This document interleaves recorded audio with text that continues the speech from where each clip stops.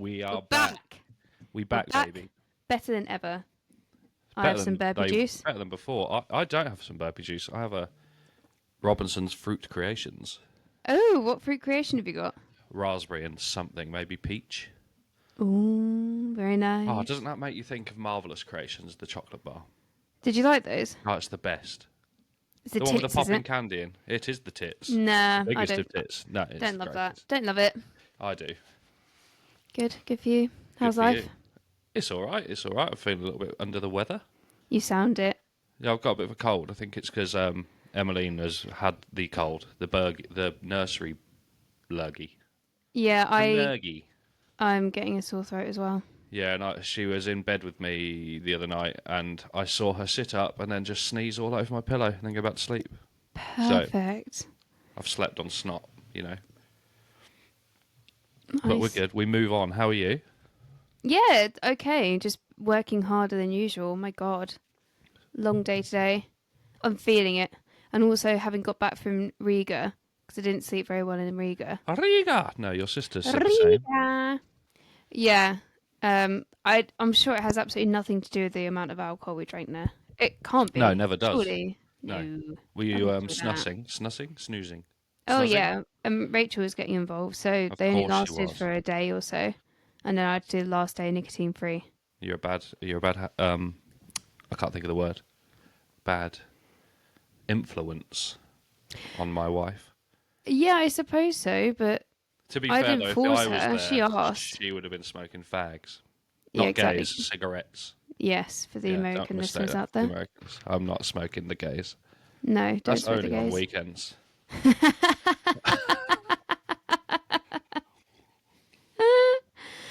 Oh, what's been going on in the world? A lot has been going on. I Go do on. have a story for you. Okay, So it better be good. Lucas and I woke up early this morning to go to the gym. Wow. So we woke up at 5:30 to be out the door at 6, Yeah. because the gym opens at 6:30. And we're driving along. It's about 6:20. We're maybe a couple of minutes away from the gym. And coming out of Lincoln, there's like an old horse racing course. The bandstand thing is still up for it. Oh, okay, yeah.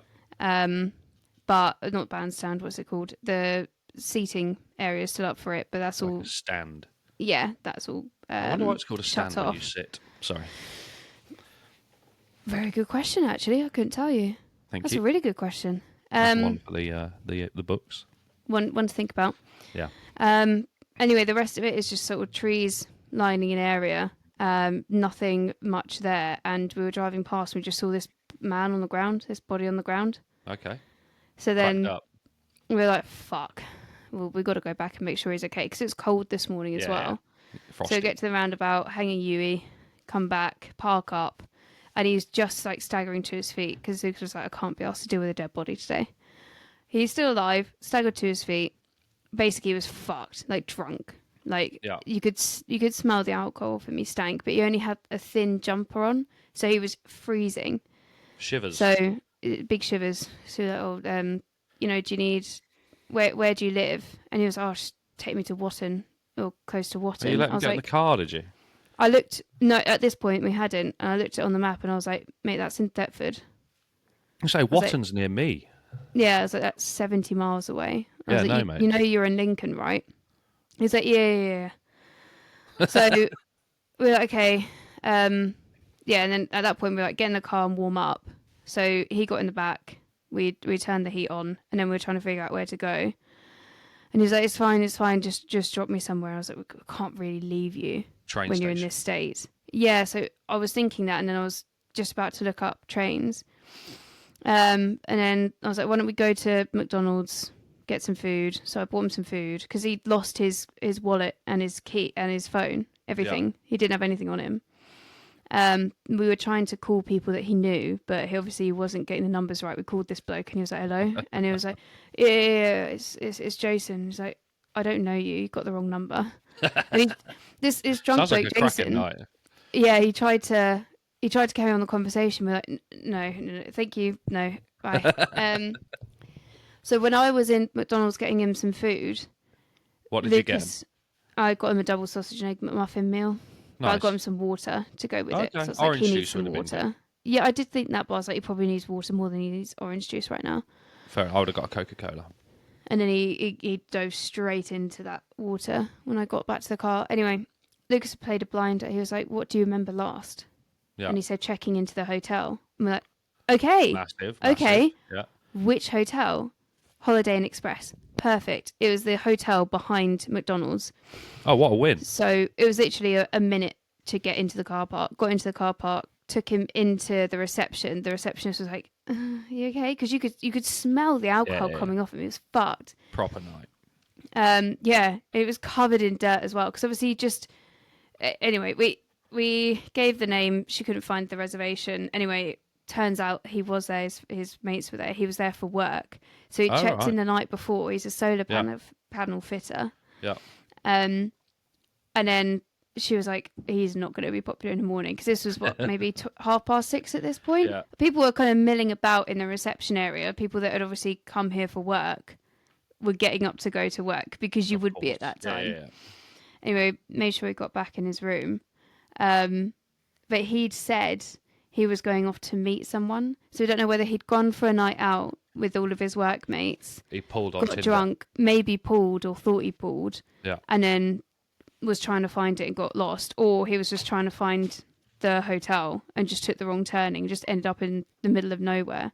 Well, I was Absolute hero, mate. at least we came exactly like what Absolute a hero. night for him. The admin he's gonna have to sort out now. He'll be all right. His phone. wallet and stuff might have been in the hotel room. I mean, it might have been. It didn't look like he'd gone back to the hotel room first.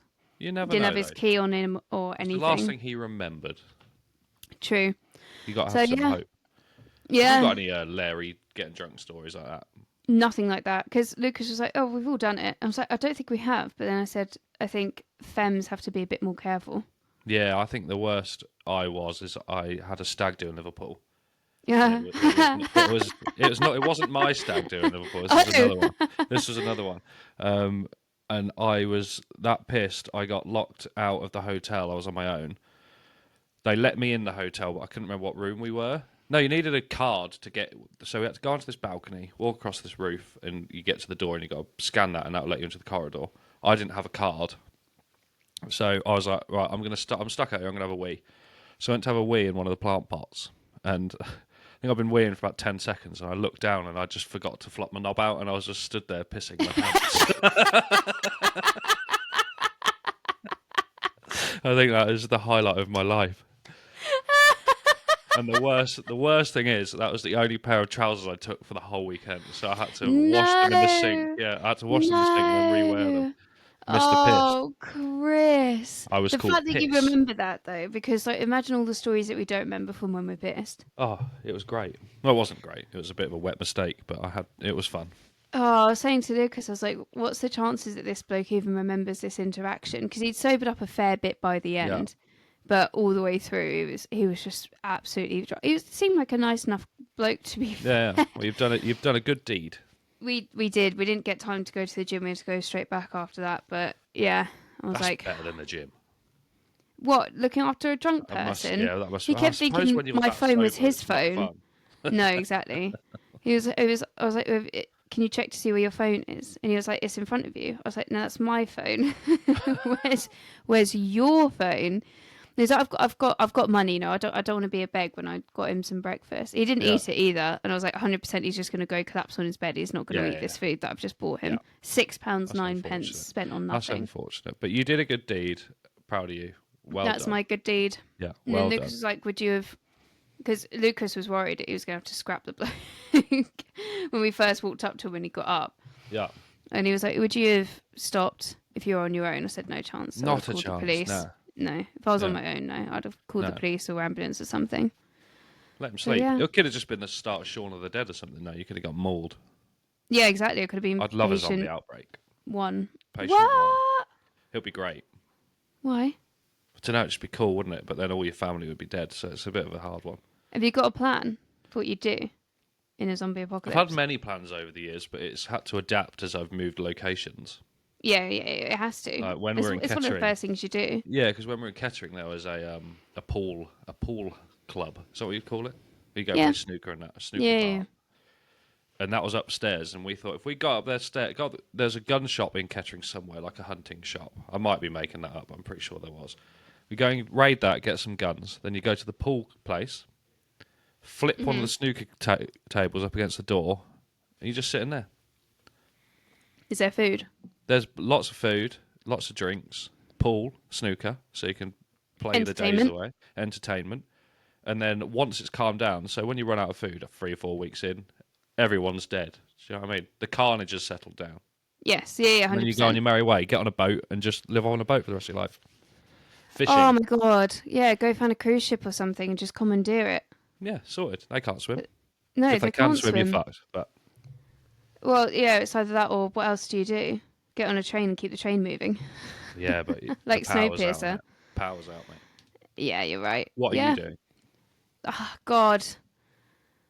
I honestly, I'm Do you know pretty what? sure I feel like as a girl, you and your mates probably haven't sat around and discussed what you do in a zombie outbreak. That might be really sexist. I don't care. But I don't think that's a discussion that comes up very often with a woman. No, you're right. Because I just thought about it and I was like, I can't think of one. I haven't spoken about it since like secondary school. There you talk about it then. And then one of my mates used to live near like a hunting shop. Yeah. And like, we'll just go there and live in the flat above it. And so that's such a good shout. That is a good shout. Fair enough. I don't know. Yeah. Anyway, we've waffled for a little minute. Shall we tell them what the riddle was? Oh my god. There's a vampire on Pornhub. Or is it OnlyFans? I can't remember. One of them. Might be. We need to start writing them down because we can. We really do. Of course, we're talking about Vlad the Impaler, which I think is perfect for the beginning of spooky season. We are in spooky season at the moment. There's a lot of things that happen that are very spooky season. Spooky. It is involved and more in depth than I realised it was, and I did omit stuff by the end because I was like, nobody actually cares about this. I care. But I don't know if I did that in the beginning, so bear with me.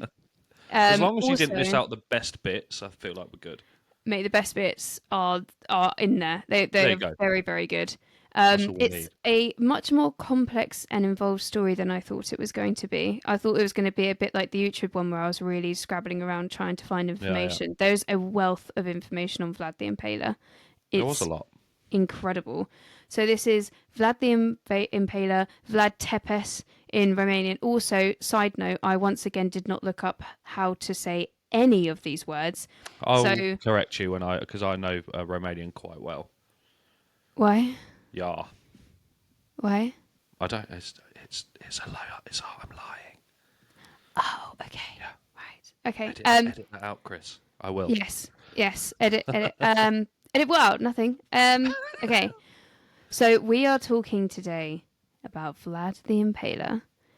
So 1897, Bram Stoker publishes Dracula. So we all know about Dracula. This is not. No, we're not talking about Vlad yet. We're talking about Dracula. I thought, fucking hell, that's not too far ago. When was Dracula? When was this man? So this man was in the 1400s, born in 1430. Okay. Anyway, sorry to interrupt. So Bram Stoker publishes Dracula. It is a tale of a vampire from Transylvania who terrifies the population, a story of a monster obsessed by a woman and goes to great lengths to possess her. The true story was the inspiration for one of the most famous characters in literature. Is far more gruesome. I didn't say that right, but don't look into the semantics.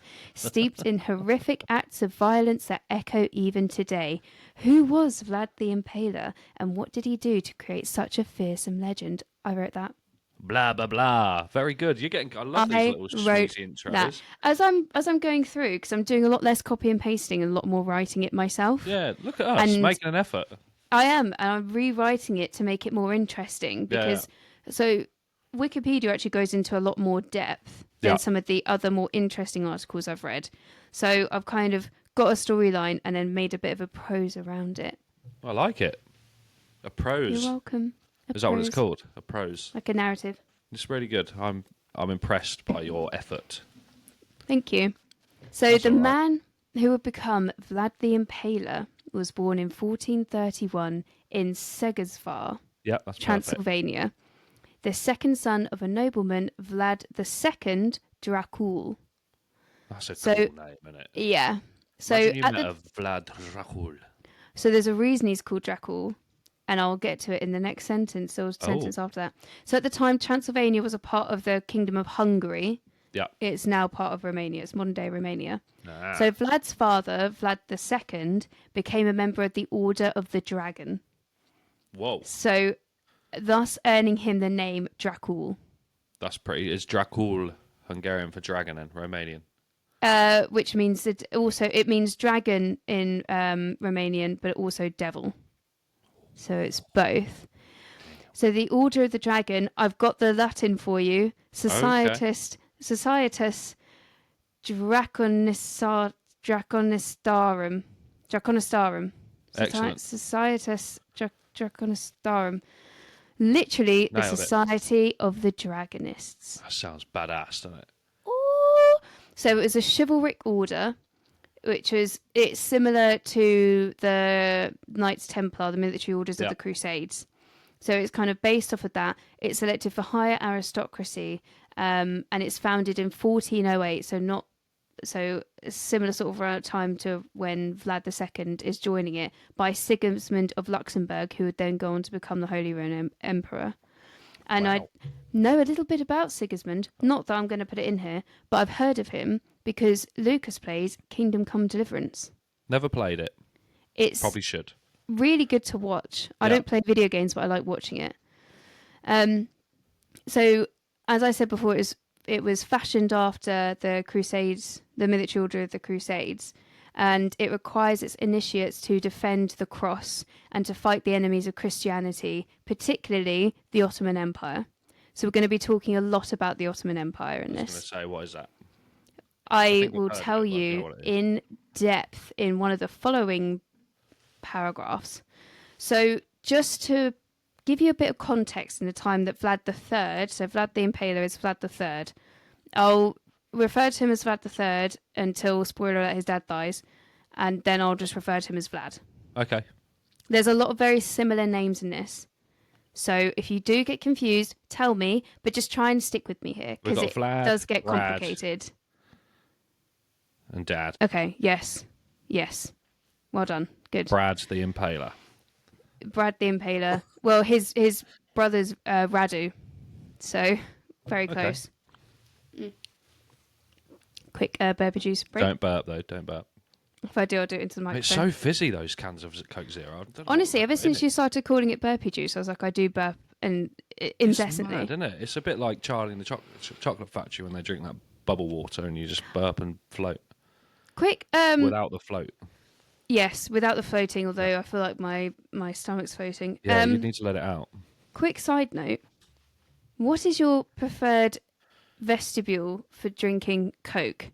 So are we What? saying, so you get tinnies, Yeah, you get like dispensers like McDonald's, yeah. or you get the glass, I or will obviously you one-up can that. decant it from a big bottle, or you can Yeah. or a plastic bottle. There you go. Yeah. So, if I'm at home out of a can, really cold.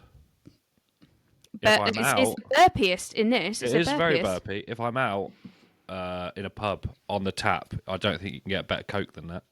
I completely agree with you. Apart from, I do love the sophistication that you feel when you drink out of those little glass bottles. Oh, they're really good, actually. They're Yeah. up there. That's top. That's maybe top two. But I think forgot that's about just little glass because you're bottle. drinking from a glass bottle rather Yeah, you than the feel taste. like a real man when you're drinking out. Yeah. Or woman. But I have always said it's that classic. dispensed like sodas, carbonated drinks from a pub are the best. Oh, they're Not so good. McDonald's. It's all the sugars and syrup, and yeah, McDonald's Coke shit. Yes, yeah, because you get all the taste from. Sorry, I keep knocking the desk, so it does look like You're there's an good. earthquake going on. You get all the taste from all the other syrups that have gone before it. It's the greatest. It is. I completely agree. That was a lovely little vignette. So, Vlad was raised in a world of violent instability in a zone of Christian Europe under continual threat from the Ottoman invasion, especially in the aftermath of the fall of Constantinople in 1453. But we do go into that. At the time, this is 1431 when Vlad is born. Honestly, you moving around, I can hear all of it. What? Even just me moving my headphones? Yeah, I could hear all of that. Oh, And then when you turned the mic earlier to cough or sniff or whatever, Do you want me to I cough heard or that. do you want me to turn my microphone off? I mean, do whatever you want, just so that the audience knows all this rustling around, that's your fault. He says the one causing earthquakes. Look. Yeah, but you can't hear that, can you? Can you hear that? Oh, stop it! No, So I didn't loud. think so. You're Okay. right. So his father had seized power for himself after invading. I haven't looked up how to say this, but I'm going to go Wallachia. Wallachia. Wallachia. Wallachia. I One like of the them. Achia. Wallachia. I want to say Wallachia because that's how I had it in my head, but it could be Wallachia. Wallachia. If it's a W, would it be a V? I don't know because it's in. Oh God. Wallachia. It could be. It could be. I don't know. In 1436, so 5 years after Vlad the Impaler is born, his dad seizes power in Wallachia and he sets himself up as a voivode. Voivode? A voivode. Yep. I'm going to call it a voivode from now on. Like It's got an E in voivode. the end. I don't care. So that is an official position of power in the Kingdom of Hungary. It's a bit like a duke or warlord. They call themselves princes. Warlord's pretty cool. Yeah, that's what I thought. I put that in myself. Let's go with Warlord. Warlord. So, after a meeting with John Hunyadi, but I always read it as Hyundai, We'll who call is him the Hyundai. voivode of Transylvania, Vlad II Dracul, the dad, he didn't support an Ottoman invasion of Transylvania in 1442. So you'll get this a lot. Lots of people to remember. Hunyadi is important to remember, and all the time there are people, noblemen, either supporting or not supporting the Ottomans, depending on whether it benefits them or not. Okay. So at this time, Vlad is loyal to the Dragon Order, and he doesn't want the Ottomans anywhere near him. So the Voivode of Transylvania is the most powerful official position in the Kingdom of Hungary, beside that of the king. So this Hunyadi is a really important figure. So the Ottoman Sultan Murad II orders Dracul to go to Gallipoli to demonstrate his loyalty. So this was customary at the time for a vassal state. So a state they have to pay money every year to the Ottomans to basically not invade them. It's like a racketeering gig. Ottomans. Yeah, exactly. The Ottomans are very much the bad guys in this.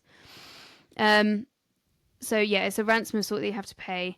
So Vlad, Radu, and who's Vlad's younger brother, and the father, Vlad II, go to the Ottoman Empire, which proves to be a mistake. That doesn't sound like a good idea. It's not a good mistake. It's not a good idea. Immediately, they're all imprisoned. Yep. And they were held in the fortress of Egrials. Egrials. I don't know. It's in the Ottoman Empire. Who knows? However, Vlad's father, Vlad Dracul, was then released before the end of the year, leaving Vlad and Radu to remain as hostages to secure his loyalty. Shit. At just 11 years old, young Vlad is now a hostage in the Ottoman Empire. Damn. So the Ottoman Empire is one of the largest in history. It exists for over 600 years, and at its peak included what is now Bulgaria, Egypt, Greece, Hungary, Jordan, Lebanon, Israel, Palestine, Macedonia, Romania, Syria, and parts of Arabia and the north coast of Africa. Big old empire, mate. Huge. That's super large. That's actually quite big. That's actually quite big. That's actually quite large. So throughout history, the exchange of prisoners is a time-honoured tradition. It ensures the cooperation of a possibly hostile enemy by holding someone that they value prisoner. The opportunity can also be seized to educate the person in the ways of the enemy and perhaps create a powerful ally amongst the opposing side. Okay. This is something they did in ancient history as well. So the Romans used to take, they literally would take your kids and be like, these are your heirs. You don't want them to be killed. Yeah, exactly. You're going to want them back eventually. So do what we say, we won't hurt them. But also they would teach them, they would possibly give them positions of military power as well. Still a half-decent life. Power. It is a very decent life. So for a while they were held without incident.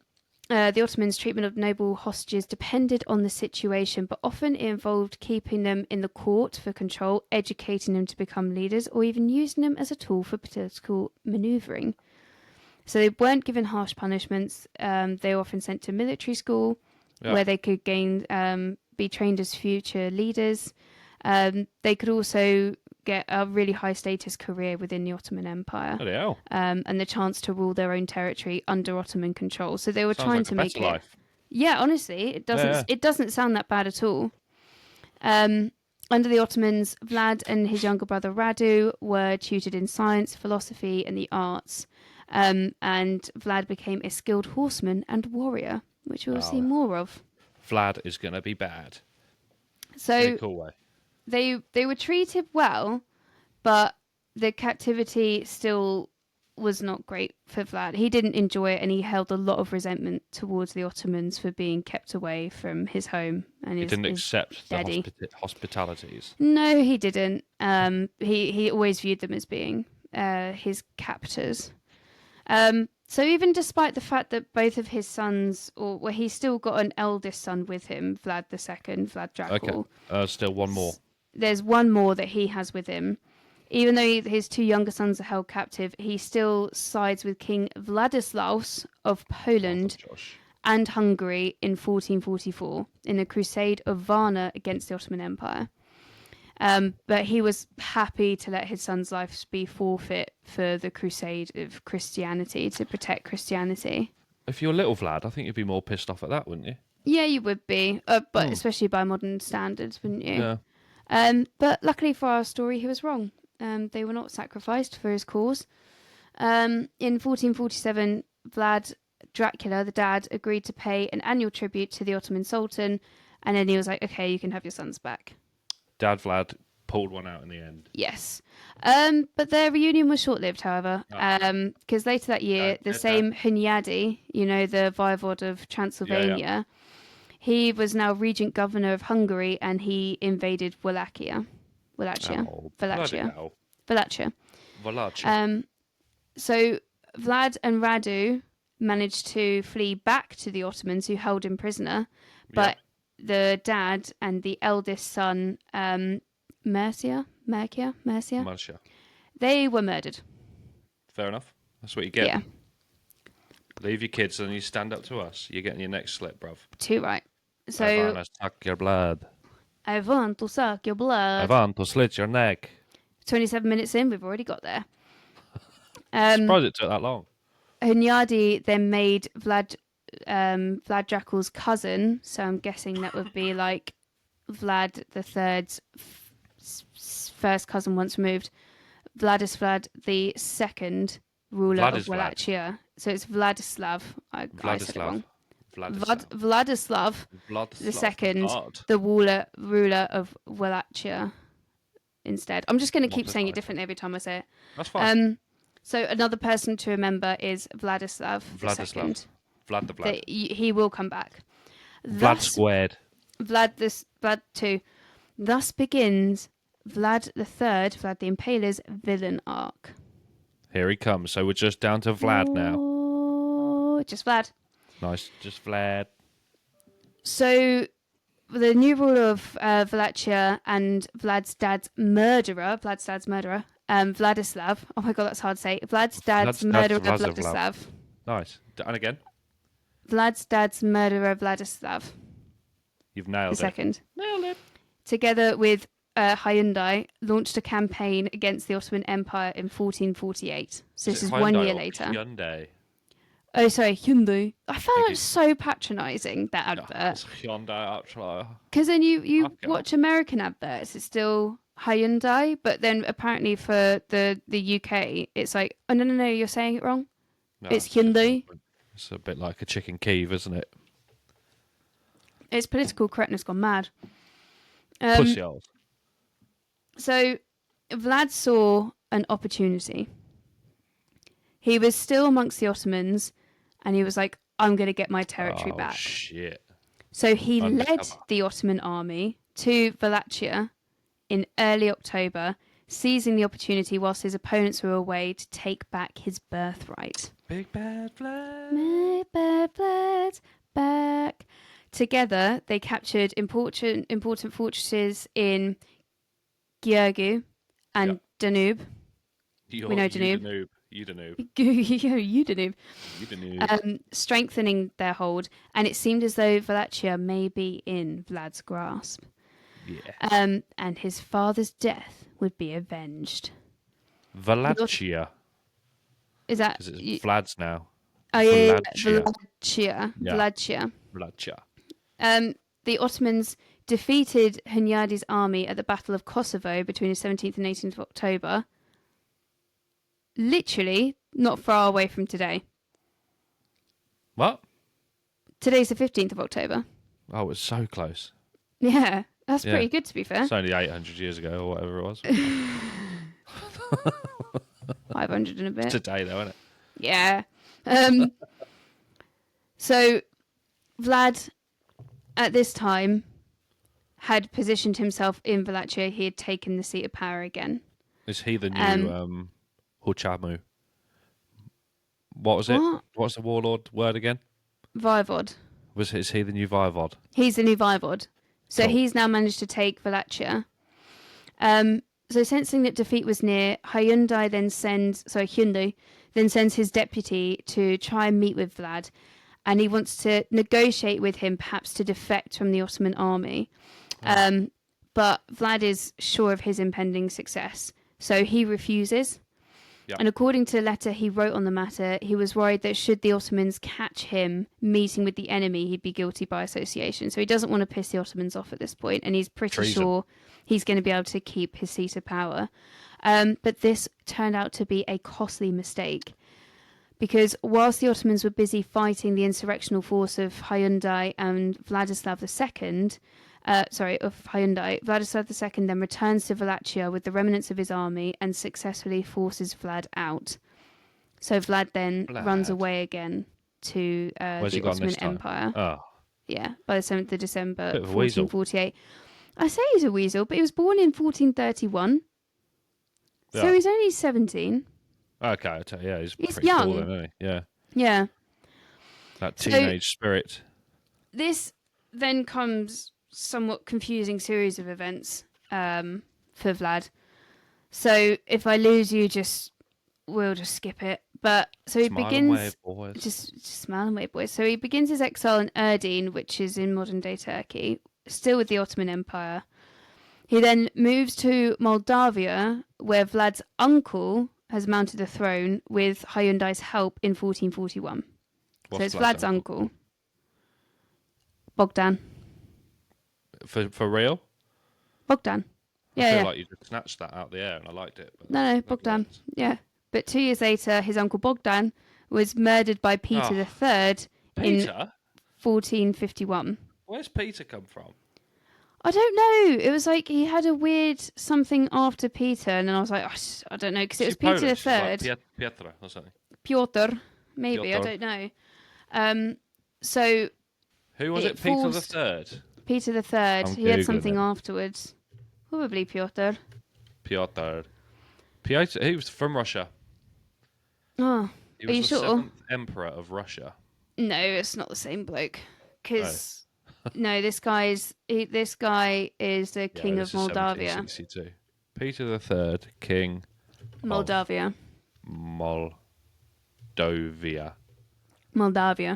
How am I spelling Moldavia? Take that second O, make it an A. And then add an I before also the last known as A. Petru III was hospodar and voivode of Moldavia. That was pretty much it. So yeah, that's all we got. So this forces Vlad and his cousin Stephen, which is his late uncle Bogdan's son. Yeah. They flee from Transylvania and they seek assistance from Hunyadi. So Vlad's gone from trying to kill Hunyadi, and Hunyadi's killed his dad, to then being, and then gone back to the Ottomans, to then be like, oh no, can I get some help from you now, Hyundai? Oh, he's gone back to Hyundai. He's now gone to Hyundai. Sorry, Hyundai. And then Hyundai was like, can you call me Hyundai, not Hyundai, you fascist pigs? Fascism.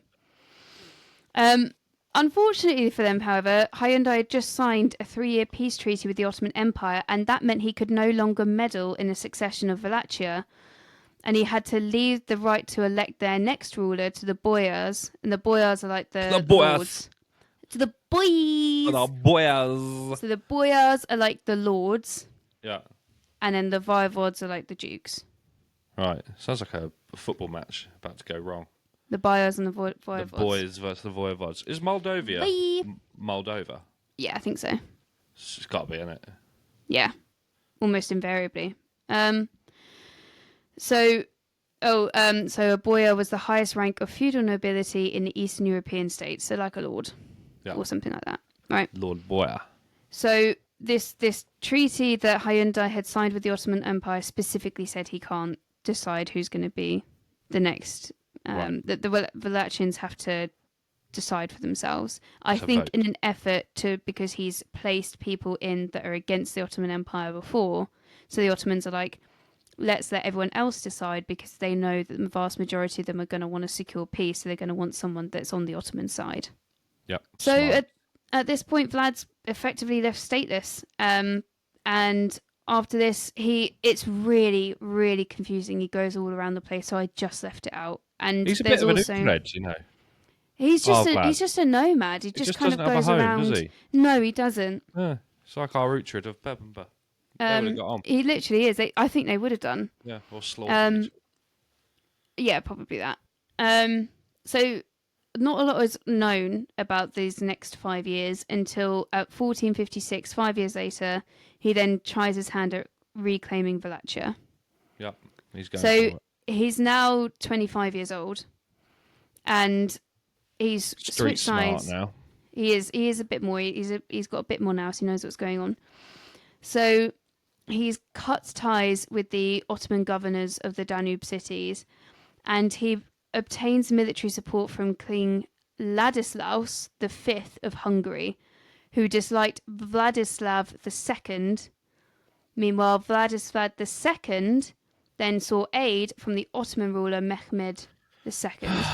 It's confusing, this, mate. There's so many of the same name, and they're all little turncoat bitches. I don't know who's who anymore. Vladislav II is the one. He's gone to the Ottomans now. Yes, he's gone to the Ottomans now. Fucking hell. Right, it's difficult. It's like and watching Vlad, Towie or something, mate. It is. So Vlad's no longer with the Ottomans. Yeah, but Vladislav is. Vladislav is, and Vlad is now. Is he still a nomad? Nomad Vlad. He's allied himself with the king of Hungary, who doesn't like Vladislav. One of the boyars. No, he's a king. He's a king. He's not one of the boyars. No, he's in with the king. That's a good move. It's a good move from Vlad. And Vladislav is like, shit, any side that Vlad is on, I don't want to be on that side. Yeah. Oh, I burped, but I didn't do it in the microphone. That was a reflex. That was literally a reflex. It was just a little...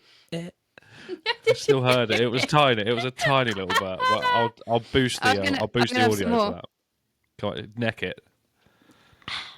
Okay. So, Vlad's political and military tack really come to the forefront.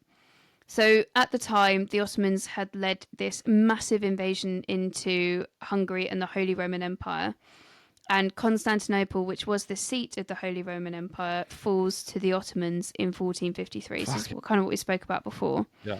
But they're all over Europe trying to get a foothold and trying to sort out this pesky kingdom of Hungary. Bloody Ottomans, and the Holy Roman Empire. Like Jehos, by the sounds of it. Jeho,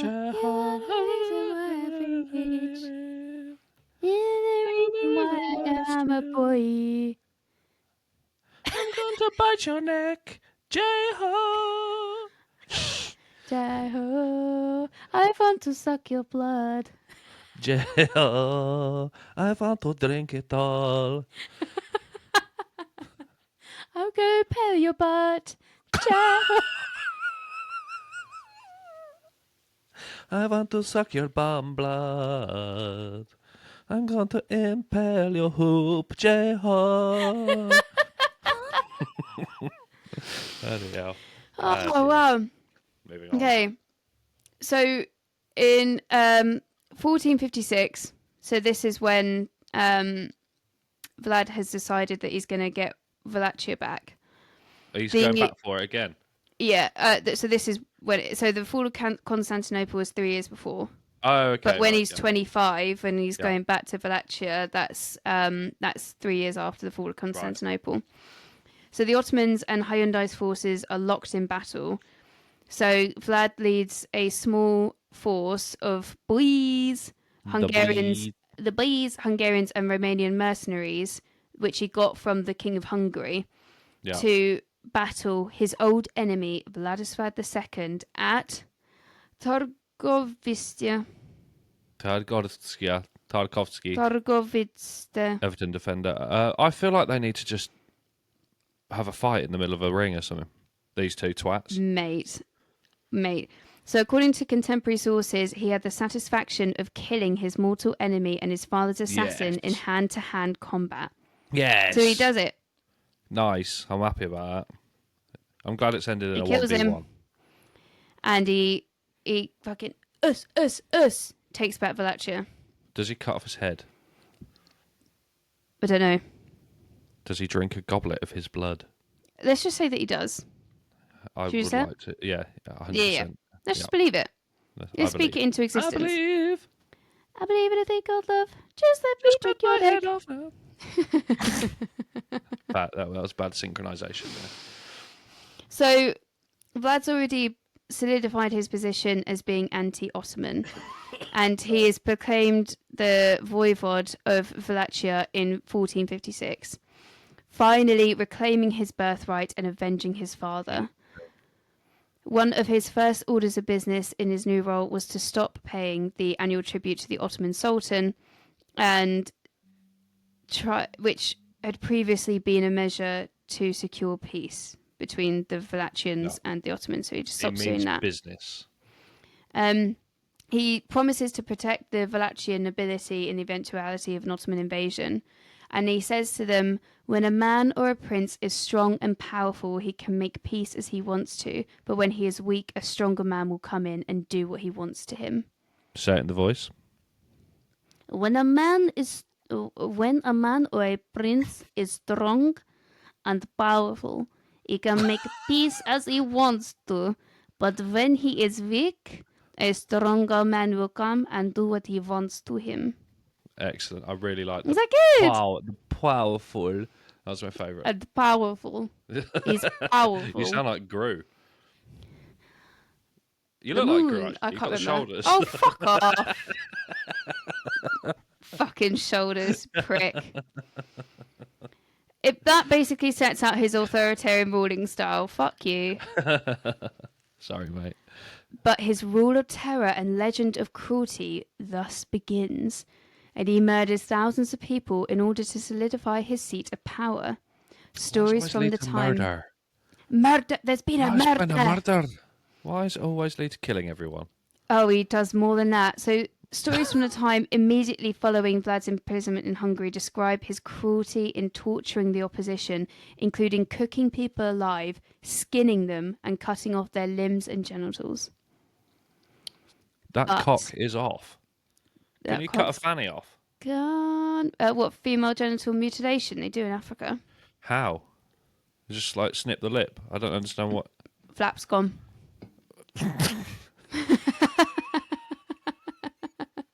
My flaps are gone. I'm flapping ready away. Flapping away downtown. Or would you just sew it up? Yeah, I guess. Do you not want to get onto why it's called Vlad the Impaler? Okay, good. So Vlad's favourite method. Okay. Vlad the flap remover. I will remove your flaps. I want to remove your flaps. Sorry, right, you carry on. Thank you. But flapping like a bat. Fuck it out.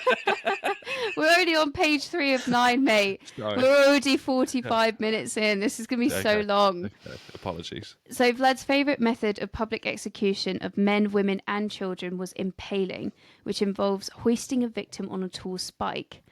The stake then gradually tears at your insides over the span of several days before you die of your injuries.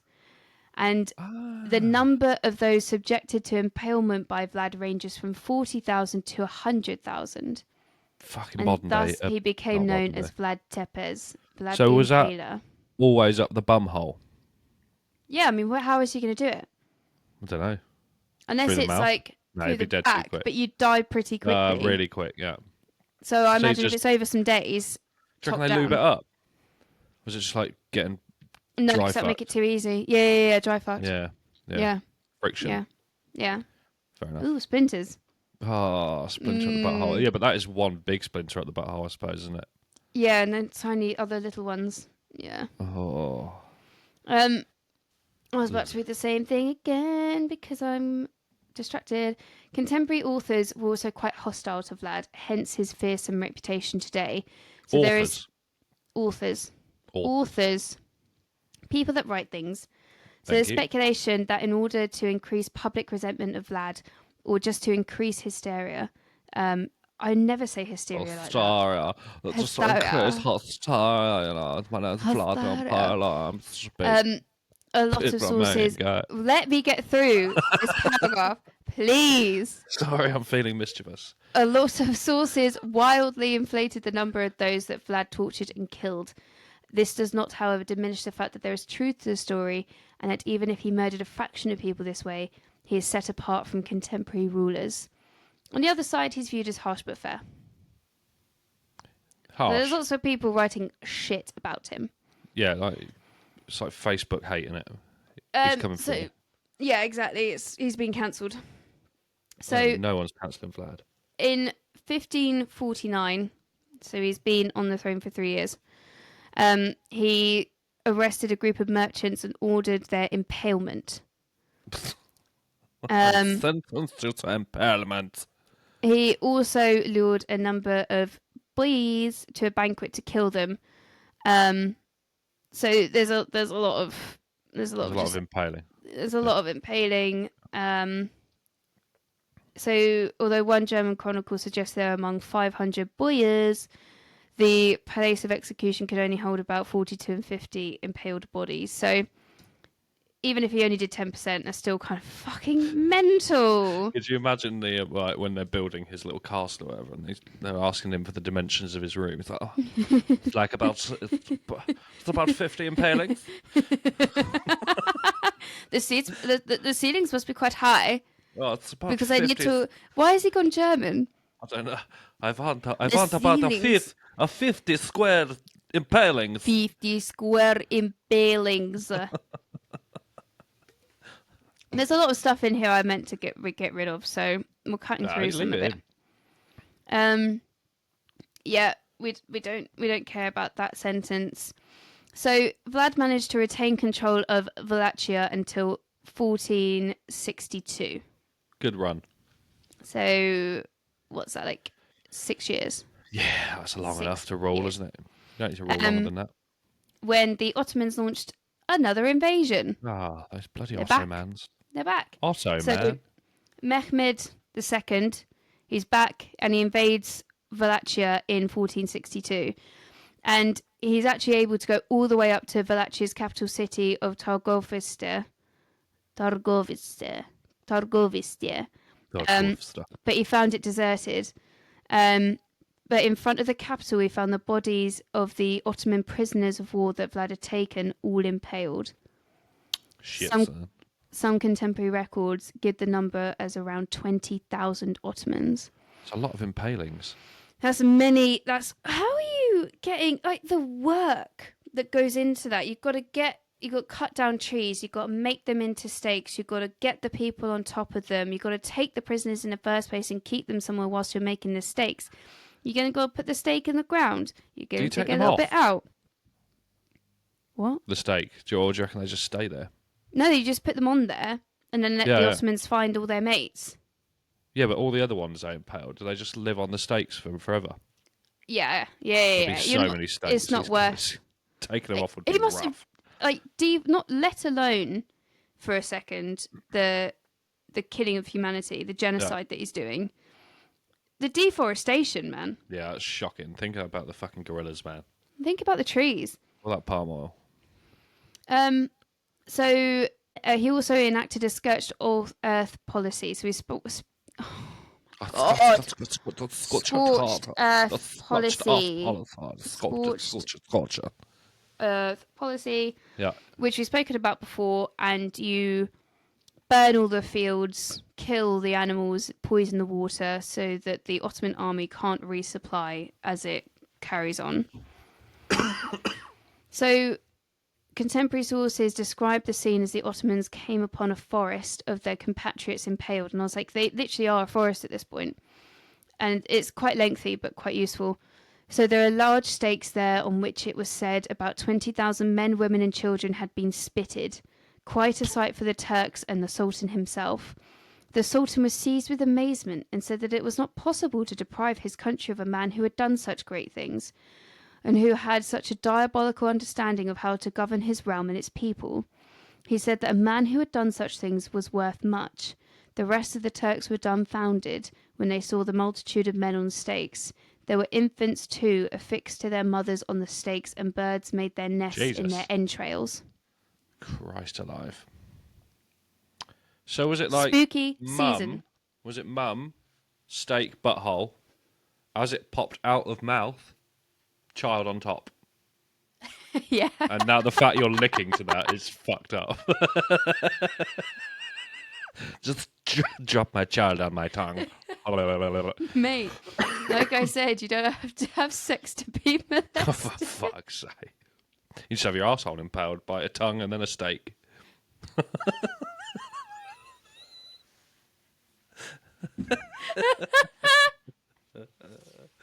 Oh, no. I don't like how that's turning into one of our catchphrases. We'll get that on a t-shirt. Put it on the keyrings. Yeah, put it on the keyrings and the back of a t-shirt. But what I find even more mental is that, according to this source, the Sultan was impressed by seeing 20,000 of his people impaled and was like, we can't possibly deprive Wallachia and the Kingdom of Hungary from such an incredible man. Yeah. That is a fucking good feat, though, to be fair, isn't it? It is. It's insane. 20,000 arseholes on a wooden stake is mad. They've obviously withdrawn from almost the entirety of the country, have somehow taken 20,000 people prisoner, set this up, and then fucked off again. Yeah, see ya. Do you reckon they just left them all alive, sat there? Yeah, they'll be alive for a couple of days before they die from their impalement. What do you reckon they do with your arms to stop you climbing off? You must be tied onto... Like lowered down? Behind the back. Behind the back. Maybe you'll put on it, and then it's on the ground, and then it's erected. It's rats, isn't it? It's horrendous. Oh, imagine the rats climbing up the pole. They probably would have done as well. You know what rats are like. Yeah, fucking rat. So the Ottomans continued their campaign, but apparently they were struggling with the summer heat and thirst, and they decided to leave Wallachia and head further into Hungary. Vlad had left behind a small force of 6,000 to hinder the Ottoman Empire, and went to meet Stephen of Moldavia, his cousin, to fight the Turks at Baralia. So he's gone off somewhere else to meet his cousin, and he's left behind 6,000 people. But in another fucking twist of fate, this is honestly like Game of Thrones, Vlad's brother Radu, who had sided with the Ottomans against his own brother, then leads a force into Wallachia. Damn. Come on, mental. Ruda. So, despite the fact that Vlad had defeated Radu and the Ottomans in subsequent battles and in the following months, more and more Wallachians defected to Radu, seeing him as a replacement for Vlad and a viable successor with strong ties to the Ottoman Empire. Radu had sent the Wallachians messages reminding them that the Ottomans could invade their territory at any time. So they're like, this guy's friends with the Ottomans, that means peace. Yeah. So they're running to Radu's side. So this is so funny. So in one battle on the 17th of June in 1462, it was known as the night attack at Targovista. So this is the capital of Wallachia. Vlad III and Mehmed II's forces meet. They fight for 3 hours after sunset until about 4 in the morning in the foothills of the Carpathian Mountains. The attack was an attempt to assassinate Mehmed II, the leader of the Ottoman forces. So using only torches and flares, the Wallachians couldn't locate his tent, and then the alarm was raised. So they'd gone into the camp trying to find and assassinate the emperor, because then it was the sultan, so it was going to throw all the forces into disarray. But because it was at night, they couldn't find it, and someone saw them and were like, "What are you doing here, mate?" And they're like, nothing. No, nothing, mate. You've cost me. Nothing. It's estimated that 5,000 of Vlad's men are lost, compared with 15,000 Ottomans. Fucking hell, mate. He's a bit of a slayer, isn't he? He honestly slaying left, right, and centre. So this is celebrated in Romanian literature and popular folklore. So this kind of cements him as a legend of Romania. So Vlad's victories over the Ottomans were celebrated all throughout Wallachia and Transylvania and the rest of Europe. Even Pope Pius II was impressed. Pope's getting involved. Not Joan, though. Not Joan. She was too good for Vlad. So at this point he's reported to be a harsh but just ruler. So the Romanians do like him. What is the just about? Don't know. Harsh is fair.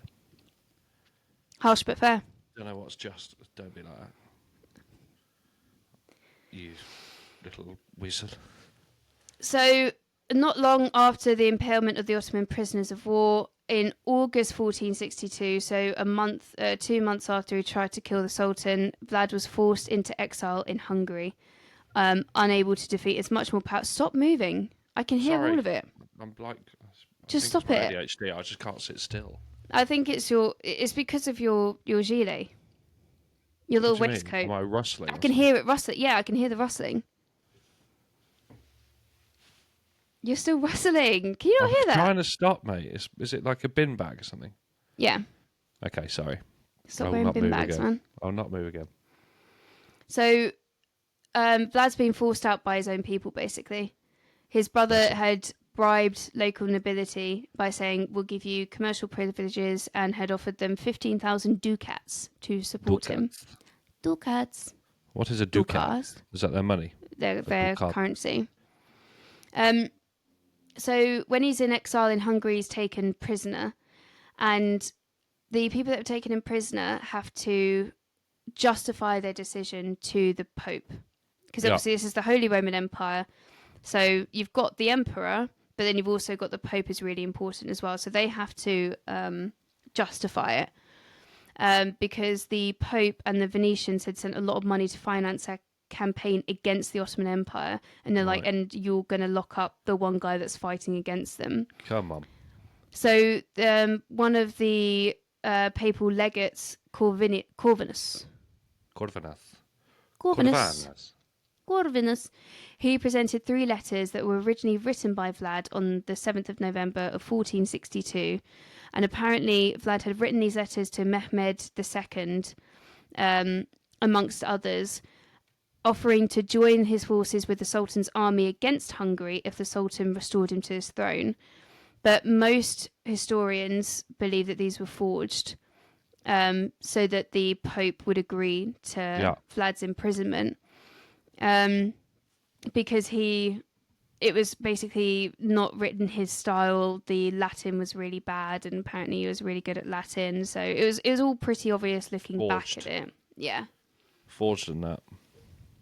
So, whilst he was in exile for a long time, I want to say like 15 years, whilst he was in, not 15 years, 12? Yeah, this is 62 up until 75. Yeah. So, he managed to marry and have 2 children. So again, exile's really not that bad for him. No, he's doing all right, really, isn't he? He's had a good life, old Vlad. So Radu had then taken over the position of power in Wallachia after his brother's imprisonment. But after Radu's death in 1475, the local boys, they, as well as several rulers of nearby principalities, favoured Vlad's return to power. Okay. They wanted Vlad back. Bring back Vlad. Bring back Vlad. Bring back. So Vlad. in mid 1475, the nobility of Wallachia had again submitted to the Ottomans because we know Radu was on the side of the Ottomans. And to rid themselves of the invading Ottomans, there was only one man for the job. I wonder who. Brad. Brad's back. Shit. Hello, I'm Brad. So Stephen III of Moldavia, that's the cousin, Yeah. he sends envoys to Vlad's captors, asking them to send Vlad to Wallachia against the ruler of Wallachia, who is Basarab. So Basarab's taken over. Who's this man? He's the new leader after Radu. So Radu dies, Basarab comes in, and he's already submitted to the Ottomans. So Stephen wants a ruler for Wallachia that has already been an enemy to the Ottoman Empire. And in his mind, he believed the Wallachians to be like Turks. So the Ottomans are kind of called Turks, basically because they just keep going back to the Ottomans. But like Vlad's... Yeah. Pussy holes. Yeah. Pussy. Weasels. So Vlad's only released until after he converted from Eastern Orthodoxy to Catholicism. So now he's a Catholic. Little change. Going everywhere. So in 1476, he gets the support of Stephen III, and he makes one last effort to reclaim his seat as the ruler of Wallachia. So this is the third time. Do or die, mate. Third time lucky, isn't it? After a lot of mincing around and back and forth, he and Stephen successfully occupied Bucharest and sent Basarab packing back to the Ottomans. He successfully stole back the throne by the 26th of November in 1476 for the third time. So third time lucky. He's in. He's back in. Hopefully he does more than 6 years this time. But his triumph is short-lived. How short are we talking? How short? Okay, so later that year, whilst marching to... I can't guess. Okay. It's over. Can I still guess? Yeah. 18 months. Ooh. You are dun, dun, dun. So optimistic. Oh, so bearing in mind, he's declared the Voivode of Wallachia on the 26th of November. He then... whilst he's marching to yet another battle with the Ottomans, Vlad and a small vanguard of troops are ambushed, and he's killed. What? Vlad's dead? So Basarab had returned with the Ottoman support sometime between late December 1476 and January 1477. So at most, he had a month and a half. Fucking hell, Vlad. So Vlad and his army of about 2,000 were ambushed by a force of 4,000 Turks, which were led by Basarab near Snagov. So literally, he was on the throne for about a month and a half. There are multiple stories about how Vlad met his end. So some say that a Turkish assassin murdered Vlad in his camp, like he was trying to do to Mehmed. Others that he was mistaken for a Turk by his own men and killed. Now, there is some truth to this, as supposedly one of his most successful tactics was to disguise himself as a Turkish soldier as part of a military ruses, because he also spoke fluent Turkish from his time in the Ottoman Empire. Oh, no. But surely he'd be like, "Oi, boys, it's me." No, it's me. No, guys, no, stop. It's me, it's Vlad. It's me. It's Vlad. I want to suck your blood. blood. I want to suck your dick. Your blood. I will show you. I am Vlad. I want to penetrate your asshole with wooden stake. Give me wooden stake. I shove it up your arse. Is that where the stake came from, to kill Dracula? Dracula. Oh my god, that'd be so cool if it is. But I've written a whole Dracula. section about Dracula. You can only kill Dracula by putting a stake up his arsehole. I didn't say before, but he was actually Vlad Dracula. That was what he was called. Vlad Dracul. No, because Vlad Dracul was his dad, but Dracula is like a diminutive to say the son of. Oh shit! So he was. So he actually was Dracula. Dracula, I want to suck your blood. I want to stake your ass hoop. Arse hoop. Arse hoop. The old arse hoop. Your arse hoop's getting steak. perfect. So there is Who a wants story. steak tonight? Me, not that one. Oh, the pounding. It's a pound.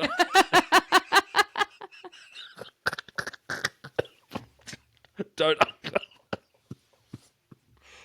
Are you dying? I can't with this cough. Are Don't do you it. dead? You I am are dead. diseased.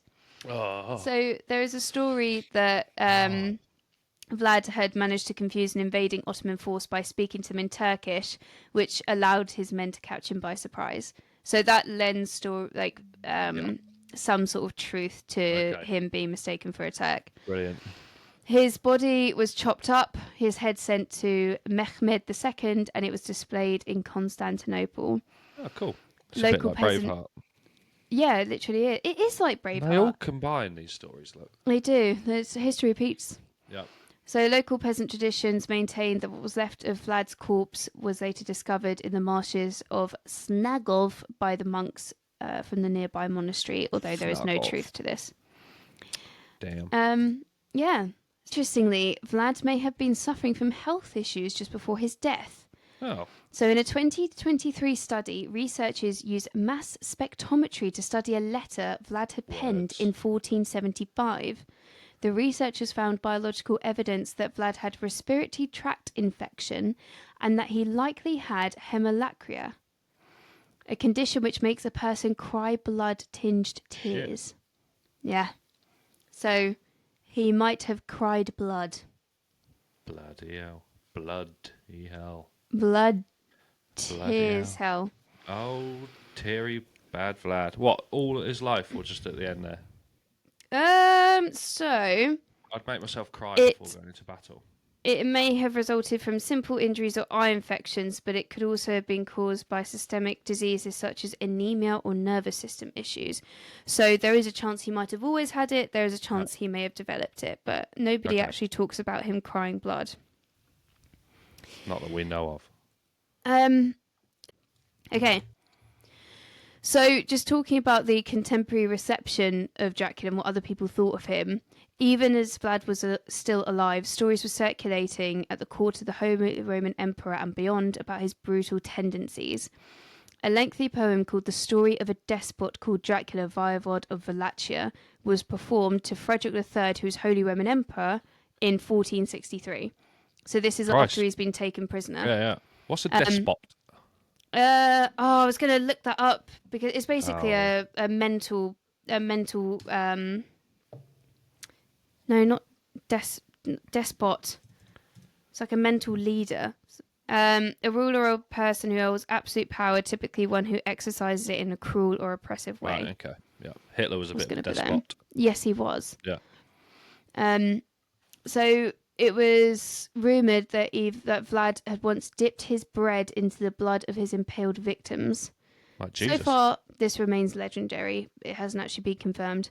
According to one story, Vlad had 2 monks impaled to assist them to go to heaven, and also ordered the impalement of their donkey because it began braying after its master's death. How do you impale a donkey, bro? How is that happening? Which way? You must be, again, it must be going from arse.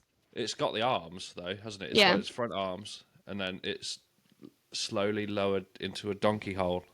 Poor donkey, you know. That's the real tragedy, the trees and the donkeys. Yeah, leave the donkeys out of it. Further stories were recorded by the legates who wanted to justify Vlad's imprisonment to the Pope.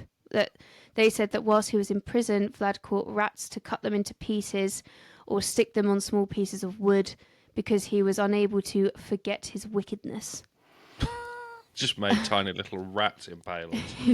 He just couldn't stop impaling. Stop impaling, Vlad. I can't. I want to impale the rats. A further story recounts that Turkish messengers came to Vlad to pay respects, but they refused to take off their turbans, which was according to their ancient custom, whereupon he strengthened their custom by nailing the turbans to their head with 3 spikes so that they could not take them off. Could they still breathe after that? It depends how big the nails were, to be honest with you, but I think he probably would have left them alive.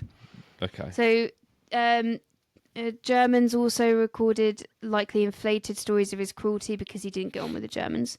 recounting that Vlad had a big copper cauldron built and put a lid made of wood with holes in it on top.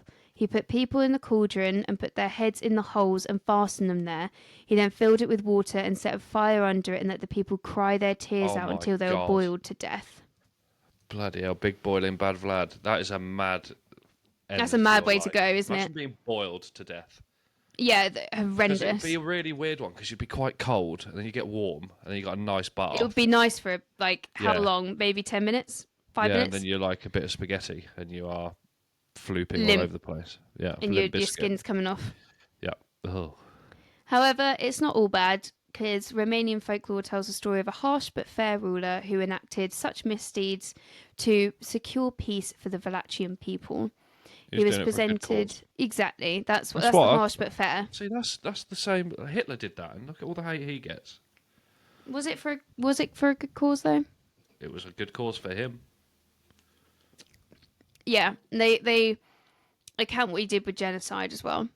Yeah. So What guess the they- comparisons of deaths between Hitler, personally as well. How many did Hitler himself kill? yeah, okay. So Hitler himself probably wouldn't have killed an awful lot of people, but I mean, 6 million compared to a few 100,000. You do the maths. Yeah, you do the best. So he was presented as a hero fighting against the boys, The boy the has. Ipsumans, and the Strigoi. So Strigoi are vampires. Oh, Strigoi. legit. Apparently, he fought against vampires in folklore What, then and they other bit him? evil spirits at the head of an army of gypsies and angels. Apparently, Those gypsies are fucking good to gypsies, Romanians. mate. Those gypsies. So one of the greatest Romanian poets, Mihai Eminescu, dedicated a historic ballad, the third letter, which was written in the 1870s to 80s, to the valiant princes of Wallachia, including Vlad. He urges Vlad to return from the grave and to annihilate the enemies of the Romanian nation. You must come, O dread Impaler, confound them to your care. Split them into portions, hear the fools, the rascals there. Shove them into enclosures in broad daylight and sile them. Then set fire to the prison and the lunatic asylum. It's a cracking Spooky! Beautifully, mate. Spooky season! I like that. Spooky! Little bedtime rhyme. So Bram Stoker then reads about the 15th century Prince Vlad Tepes. And Vlad Tapas. He loved those little bites. And it said that the historical figure's cruelty and his name and the connection to the devil in the Wallachian language are major sources of inspiration for the character's name and cruel persona. It's not an inspiration for his name, it literally is his name. It is. His name is Dracula. So would you like to know what he looked like? Please, because I'm hoping he is of a certain height for one of my facts later on. Okay. So it is mentioned. A contemporary papal legate, Nicolo Madrusa, described Vlad's appearance as such. Vlad was not very tall, but very stocky and strong, with a cold and terrible appearance, a strong and aquiline nose, swollen nostrils, and thin and reddish face, in which the very long eyelashes framed large, wide-open green eyes. The bushy black eyebrows made them appear threatening. His face and chin were shaven but for a moustache. The swollen temples increased the bulk of his head. A bull's neck connected his head, from which black curly locks hung from his wide-shouldered hung from his wide-shouldered person. I concentrated That is the worst so. one you've done. I was just concentrating so much on the poem and doing it in a Romanian accent that just the rest of it, because I can see the end is in sight, and as soon as I do this, The I end can is relax. nigh, mate. The end is nigh. Yes. Okay. So as to whether Dracula is linked to Transylvania or not, so he's linked to it, and he was born there. But the real historic Dracula, Vlad III, never owned anything in Transylvania. The Bran Castle, which is a modern-day tourist attraction in Transylvania, is often referred to as Dracula's Castle, but it was never actually the residence of the Wallachian prince. It's because The castle is in the mountains in this foggy area, and it looks spooky. It's what one would expect of Dracula's castle, but he never Yeah. actually lived there, and he never even stepped foot there. So they say. So that is the story of Vlad Tapas, Vlad the Tapas. Impaler. I want to Vlad suck your blood. Vlad Ramas. Vlad, Literally ram this ramming steak up your ass. big Ass. ass. Yeah. What did you think? What did you think of Liked Vlad? it. He's a bit of a madman. It Impressive. honestly, the story was twist and turns, Game of Thrones style. Yeah, it was. What's going to happen Larry, next? wasn't it? Yeah, It's Larry is a Larry. good way of Don't putting let it. the truth get in the way of a good story, because half of that couldn't have happened, but it does sound. No, oh yeah, like the numbers, but he did impale people. Yeah, but I'm telling you now. that needs to come back. Okay, Paedophiles, nonces, they're getting impaled. I thought you were going to be like paedophile nonsense and impaling. We need to bring it back, and I was like, Chris, they're that's a still hard here. stance They're even for still you. here, mate. They're still here. They've not gone yet, but we can eradicate them with impaling. I agree with you. Yeah, touch a kid, you get a stake up your asshole. Well, speaking of who just got impaled that used to touch kids, Oh shit, Ian Mr. Watkins. Fucking... I'm so happy. Never am I happy about someone dying, but that actually made me smile. We were in the airport when I got the notification through, and I said to Rachel, Mum, about it. Mum was like, "Who's that?" And I was like, "Oh, he was a singer that raped I can't remember babies." what fucking band he was in. That Lost Prophets. Wait, what was it? Lost Prophets? Yeah.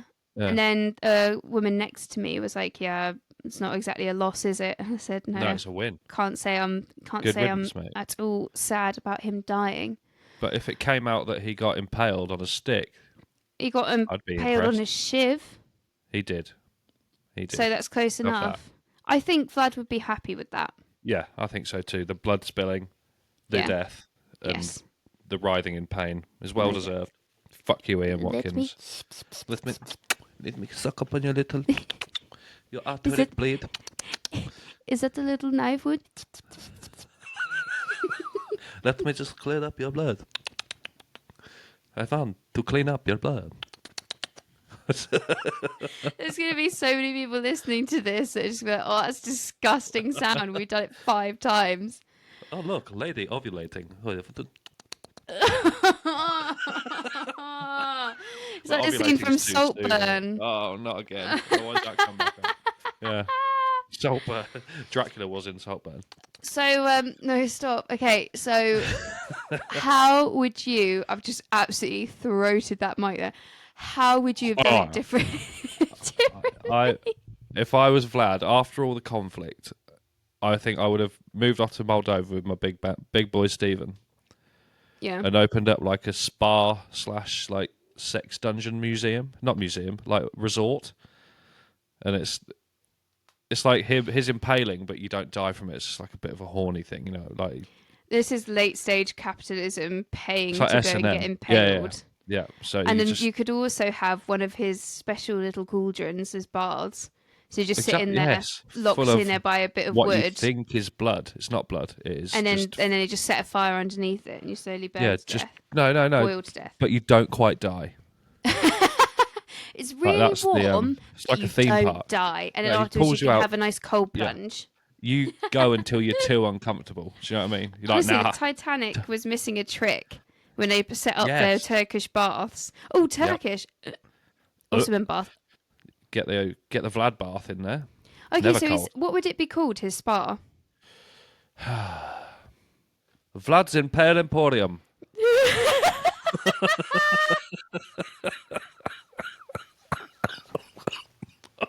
I've got to get... Vlad's Impale Emporium. The Impale Emporium. And you can get, like they do... What is it when you sell things? What are they called when you buy gift shop? Yeah, a little gift shop. And you get like pens that are shaped like an impaling stick. Perfect. Okay, cool. No, I appreciate that.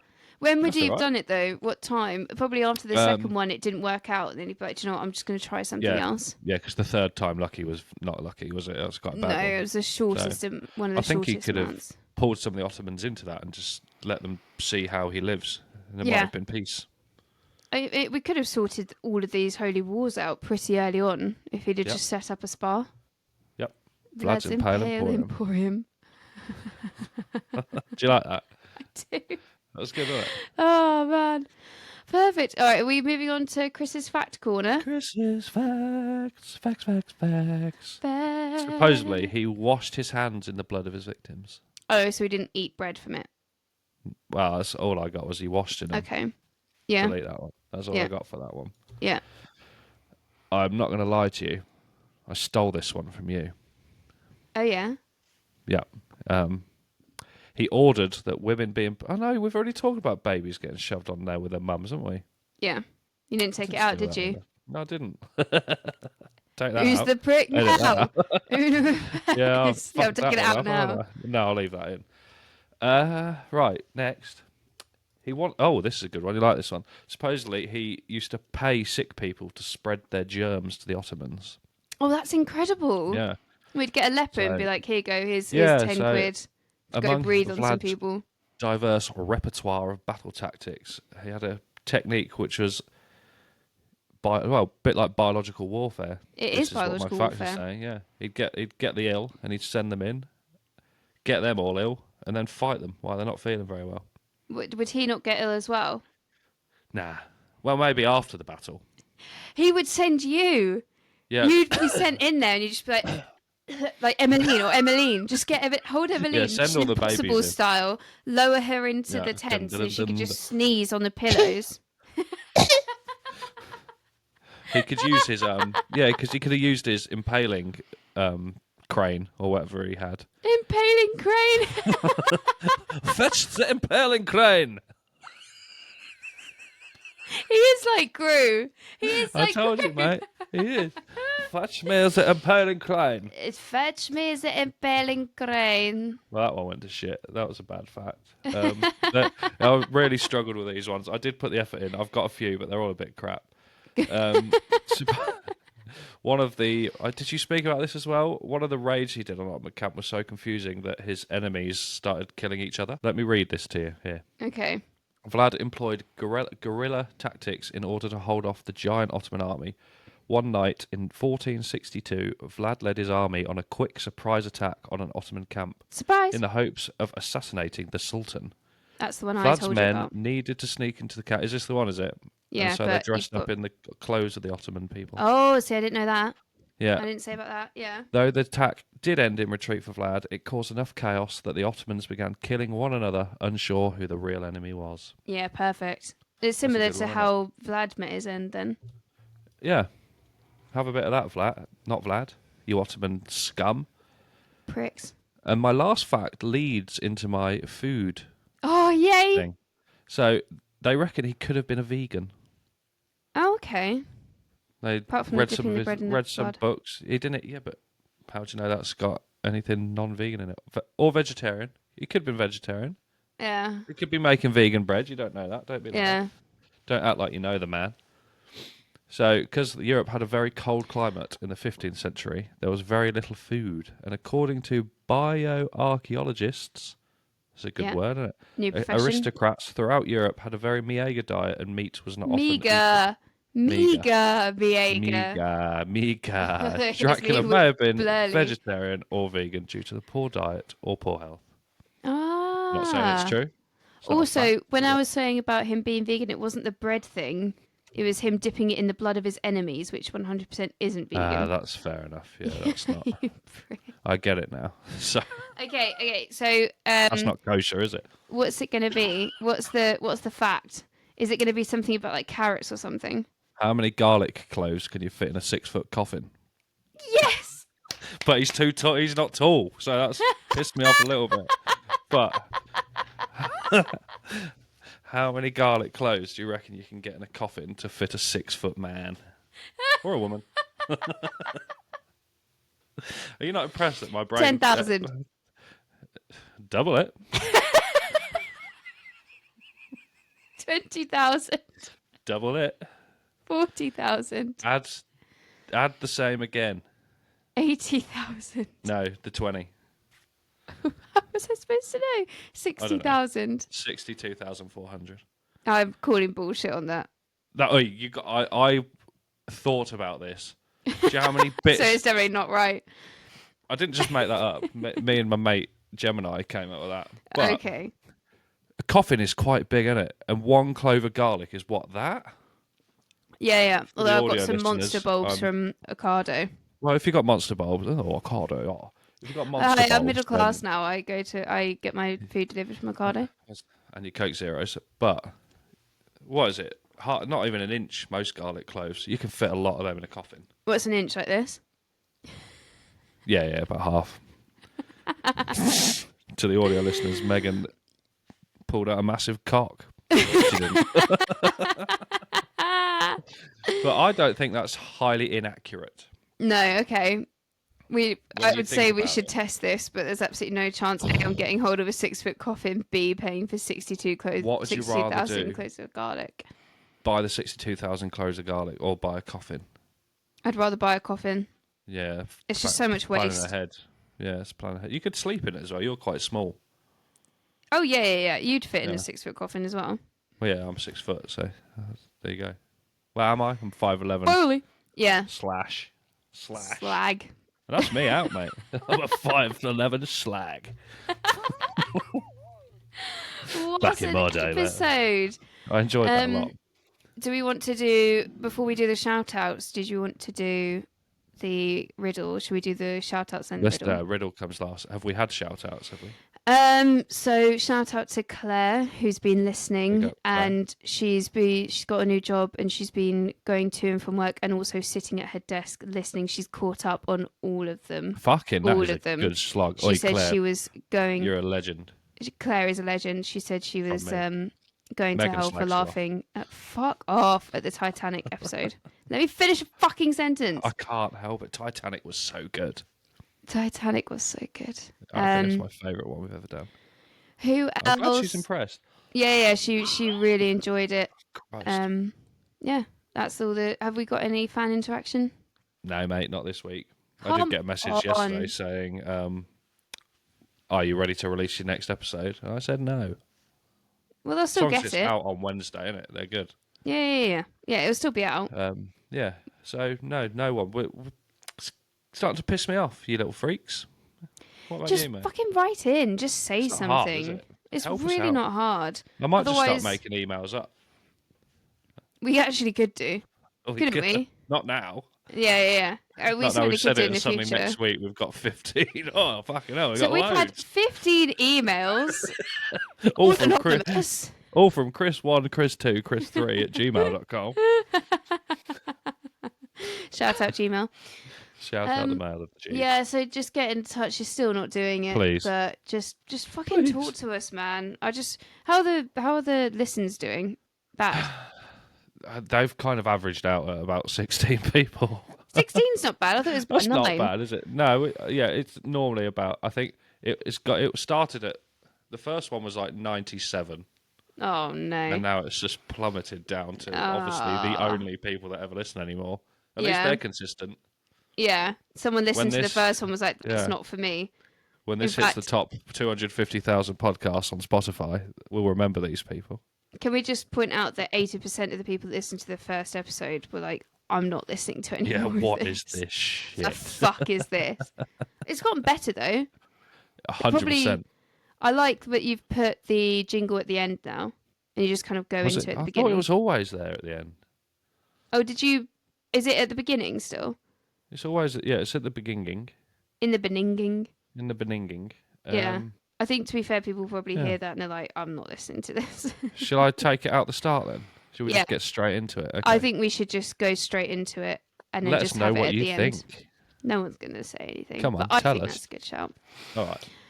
Right. Megan's Are you ready? Riddle.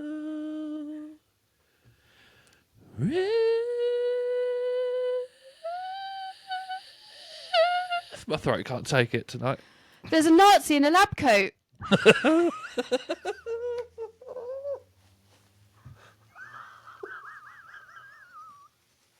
You came in so fast, I got scared. Do you know what? I thought, I was like, I couldn't think of anything. So I was like, fuck it, first thing that comes into your head. You're looking at it now, aren't you? I have to, because I don't know what that is. I'm excited about it. I Oh, did we talked explain it about to that you. last week. Yeah. Yeah, Yeah, this is that's going to be Nazi so good. in a So lab coat. good. Yes. Oh, well, I've Okay. got to start researching for the next episode. When we do these this late in the week, it gets a bit tight, you know. Yes, it does get tight. Yeah, Tight like a tiger. tight I'm gonna like a have to do tiger. it this weekend or something. Yeah, Anyway, thanks very much everyone for listening. We hope you listen again. Those all 16 of you that have come been on, we love stalwart you. supporters since the beginning. Email into us, write into us, fucking send a carrier pigeon. I don't care. Let's just open up a conversation. Yeah, like, wait, look, there's 16 of you. At least 2 emails would be lovely. It's Yes, not please. hard. That's not hard to It's ask. really not difficult. Come on, guys. Ah, cool. All right then, We guys. can't keep relying on calamari to talk to us, can we? We love you, Oh, yeah. calamari. We do love you, Email us calamari. again. Yeah, Come let on, us know come on, boy. if you, and also people don't forget to guess. Nobody guessed this one. No, so fuck them. Nobody bothered. Yeah, fuck Come 'em. on, Claire. Come on. Come on, Clars, I believe in you. Wait, she's firing out the listen, so she'll listen before we record the next one. So Yeah, make sure you yeah. speak to her. Come on. Yeah, yeah. Nice one. All right. Fuck All the right. lot of you. Love you. Bye. Bye.